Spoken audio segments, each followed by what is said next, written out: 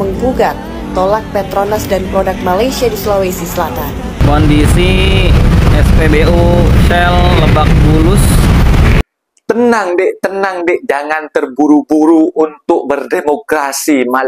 Petronas Malaysia takkan tergesa-gesa untuk membuka di Indonesia. Assalamualaikum warahmatullahi wabarakatuh. Jumpa lagi para sahabat dan teman-teman dengan Mas Farhan. Gimana kabar-kabarnya? Semoga kalian semua sehat-sehat sahaja. Dan yang baru bergabung di videonya Mas Farhan, jangan lupa bantu sokongannya dengan like, komen, share, dan subscribe-nya. Terima kasih banyak-banyak yang sudah bantu sokong di channel Mas Farhan. Semoga kalian semua dimurahkan rezekinya, dipanjangkan umurnya, dijauhkan dari malak bahaya oleh Allah Subhanahu wa Ta'ala. Amin, amin ya Rabbal Alamin.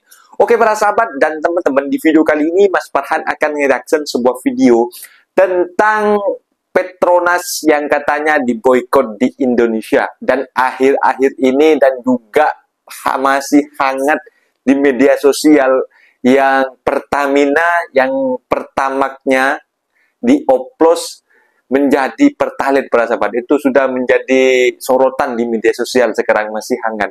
Dan baru-baru ini dan Mas Farhan menengok sebuah video di-share di video Mas Farhan itu mahasiswa ketakutan, mungkin dibayar oleh sebagian oleh oknum. Kok katanya boykot Petronas dari Malaysia macam itu. Jadi Mas Farhan gak habis pikir sih, kalau kebanyakan masyarakat itu setuju dengan adanya Petronas datang ke Indonesia, dan Petronas pun juga masih ketar-ketir, juga ketakutan juga mau buka investasi di sana para sahabat, karena tahu sendiri pemalakan ada di mana-mana dan juga harus bayar oknum-oknum ini itu masih takut para sahabat. Karena kalau dekat kampung Mas Farhan sendiri dikit-dikit lah unjuk rasa lah ya. Dikit-dikit demokrasi itu yang menjadi penyebab juga investor-investor itu takut untuk tanam modal di sana para sahabat. Dan juga ada sebuah video juga, ada seperti halnya ada pesawat Indonesia Airlines. Itu kalau yang Mas Farhan tahu Garuda Indonesia. Yang sekarang ini ada Indonesia Airlines, yang kalau dekat Malaysia kan Malaysia Airlines atau Singapore Airlines. Tapi yang Indonesia Airlines ini macam pelik para sahabat. Katanya pemuda Indonesia, dia itu berbisnis dengan orang Singapura, tapi office-nya tak dibuka di Indonesia. Dan mungkin banyak yang timbul tanda tanya, kenapa kok gak dibuka di Indonesia macam itu.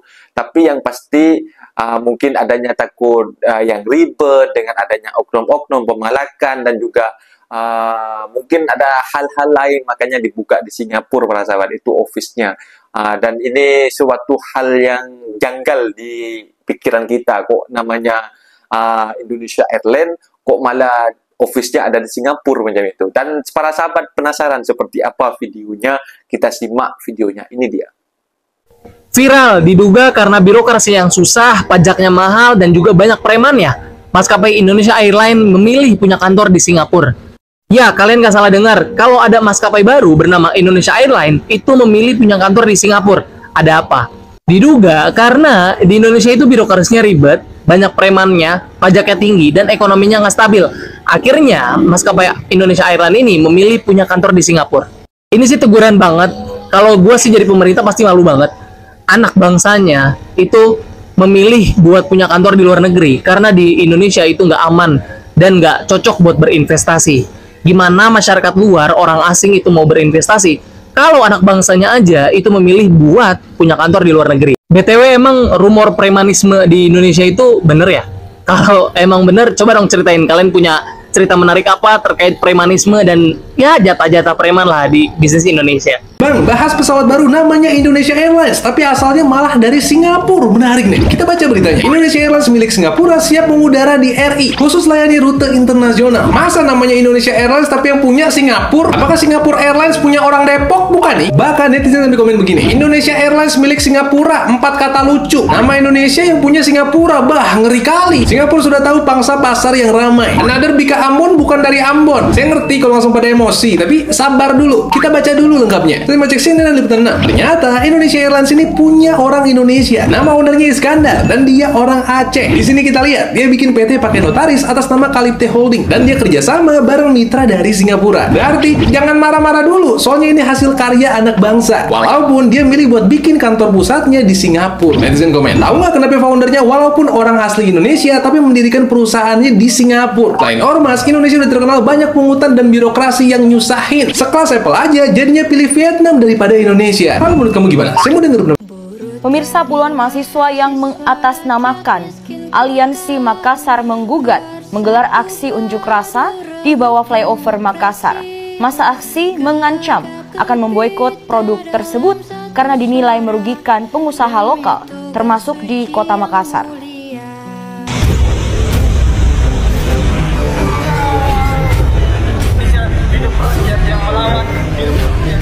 Puluhan mahasiswa yang mengatasnamakan Aliansi Makassar menggugat menggelar aksi unjuk rasa di bawah flyover Makassar Selasa siang. Aksi dilakukan dengan menggelar orasi dan membentangkan spanduk. Sambil membentangkan spanduk bertuliskan Aliansi Mahasiswa menggugat tolak Petronas dan produk Malaysia di Sulawesi Selatan.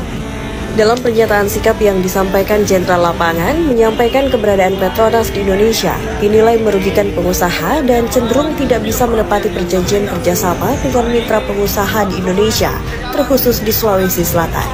Petronas ini perusahaan besar asal Malaysia itu kemudian tidak taat aturan, tidak taat undang-undang, tidak taat hukum yang ada di Indonesia. Aksi unjuk rasa ini bertepatan dengan kedatangan Duta Besar Malaysia untuk Republik Indonesia ke Makassar, Dato' Syed Muhammad Hasrin Tengku Hussein, mengatakan bahwa hal tersebut persoalan bisnis dan berharap diselesaikan oleh kedua belah pihak, agar hubungan bisnis antara Malaysia dan Indonesia berjalan dengan baik. Pak ya, jadi tidak ada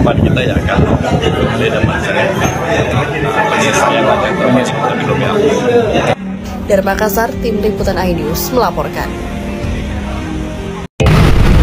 Kondisi SPBU Shell Lebak Bulus sore ini antrian lumayan panjang ya, bahkan sampai 2 lajur nih pengisiannya. Waduh, tumben banget. Kenapa ya? Tumben-tumbenan Shell Lebak Bulus ramenya kayak gini.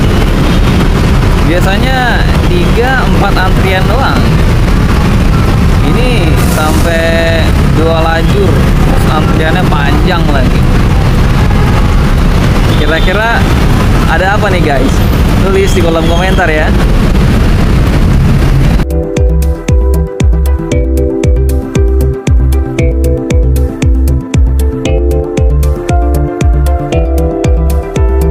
Jika menilik betapa besarnya gaji yang diperoleh jajaran direksi Pertamina, lebih dari 1 miliar per bulan, setara dengan gaji dirut Coca-Cola, Pak. Bahkan kami cek setara dengan gaji CEO Google, yang merupakan perusahaan global dengan valuasi dan market yang memang mendunia. Bahkan itu kalau ditambah dengan tantiem, dividen, kemudian kompensasi finansial lainnya, maka THP yang diberikan kepada direksi Pertamina 4 miliar per bulan, jauh lebih besar daripada gaji Presiden Republik Indonesia, bahkan jauh lebih besar dari gaji Presiden Amerika Serikat Donald Trump, Pak. Lalu bagaimana dengan kerugian konsumen? Apa ada inisiatif dari Pertamina untuk memberikan mengganti kerugian mereka, Pak? Ingat, Pak, mereka beli BBM bukan untuk diminum, Pak, tapi untuk bekerja sehari-hari dari kantor ke rumahnya. Saya maka tidak bayangkan kalau seandainya kemudian oksigen dikelola oleh Pertamina, jangan-jangan dioplos dengan karbon dioksida. Maka manfaatkan My Pertamina untuk bagaimana bisa memberikan ganti rugi kepada rakyat kita, Pak. Dengarkan kata netizen, saya pikir ada benarnya. Gimana untuk mengembalikan integritas Pertamina, mereka ganti gasih Pertamax secara gratis selama setahun misalnya. Tapi itu tidak mungkin. Atau seminggu deh, atau sebulan deh, atau apa yang bisa Bapak lakukan. Yang penting rakyat merasa ada upaya dari Pertamina untuk memberikan perbaikan dan minta maaf kepada rakyat. Ingat, para founding father kita mendirikan Pertamina dengan tetes darah dan keringat.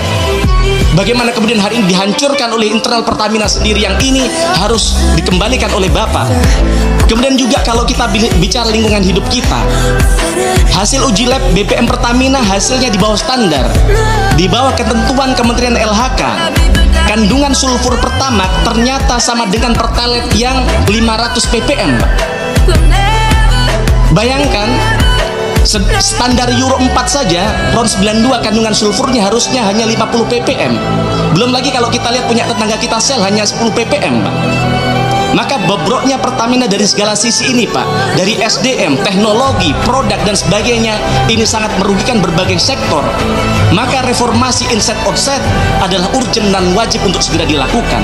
Nah, itu dia para sahabat dan teman-teman videonya yang sudah kita simak. Bahkan seorang kakak ataupun yang daripada Malaysia ataupun Mas Farhan kurang tahu sampai membuat sound atau membuat video yang narasinya tenang dek macam itu. Kalian tak perlu takut adanya Petronas datang di Indonesia.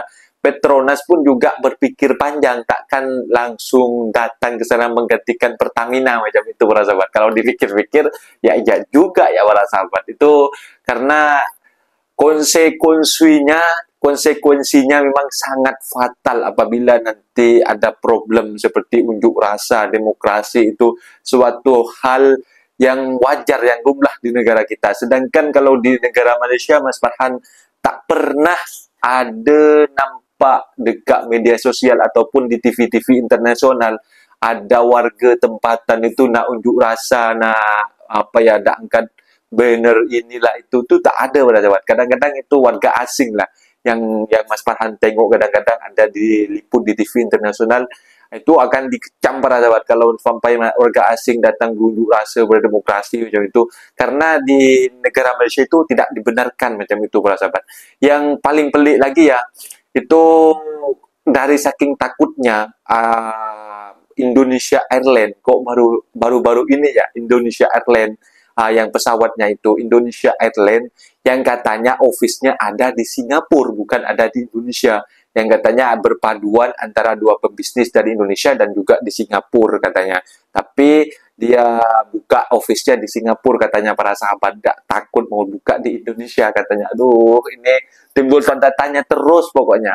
Dari bensin, dari BBM, dan sampai sekarang ini kasus minyak tak ada habis-habisnya, tak ada ujung-ujungnya para sahabat. Koruptor-koruptor sekarang ini terbongkar semua para sahabat. Mungkin videonya sampai di sini para sahabat. Pesan-pesan Mas Farhan untuk merantau kemanapun negara, jangan sampai datang secara ilegal, jangan datang secara haram, itu saja. Terutama ke Malaysia, datangnya secara halal macam itu. Mungkin videonya sampai di sini. Apabila ada kata benda yang silap, Mas Farhan minta maaf sebesar-besarnya. Mohon dibenarkan di kolom komentar. Mas Farhan undur diri. Wassalamualaikum warahmatullahi wabarakatuh.